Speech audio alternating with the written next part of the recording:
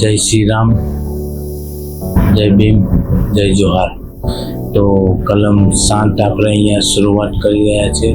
કલમ 6 તો તમે સમજી જ ગયા હશે કે નોર્મલ જ છે, તો અહીંયા આપણે શરૂઆત કરી રહ્યા છે કલમ 7ની। કલમ 7 છે સખત સજા અને સાદી સજા। એમાં તેનો શું અર્થ થાય છે?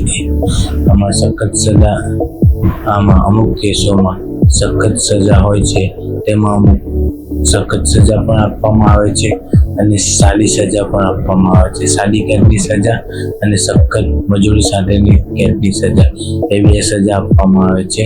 એના વિશે સમજાવવામાં આવ્યું છે।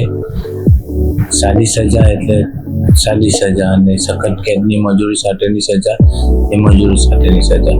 આમાં સાદી સજા પણ થઈ શકે છે એકલી, અને મજૂરી સાથેની સખત સજા પણ થઈ શકે છે।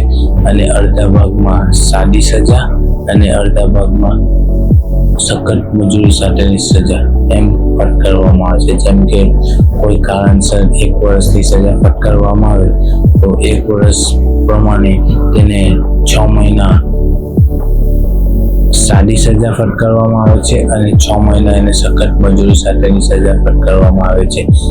તો કલમ 7 એમ સમજાવવામાં આવે છે। સખત સજા અને સાદી સજાનો અર્થ શું થાય તે સમજાવવામાં આવે છે, તો સમજી લેજો। એ ન્યાયાલય કરી શકે છે, અરજી કોને આપીને અરજી આ રીતે રાખવી એ આપણા હાથમાં નથી, એ ન્યાયાલયના જે અદાલતના જે જજ હોય છે એમના હાથમાં છે। તો કલમ 7ની પણ સમાપ્તિ થાય છે। તો અહીંયા આપણે આગળ વધતા જઈએ છીએ, કલમો વિશે સમજતા જઈએ છીએ। તો આપણે આપણી મુહિમમાં જોડાતા રહો, સબસ્ક્રાઈબ કરી લો આપણા ચેનલને મિત્રો। તો જય શ્રી રામ, જય ભીમ, જય જોહાર સાથે આપણે અહીંયા કલમ 7ની સમાપ્તિ કરીએ છીએ।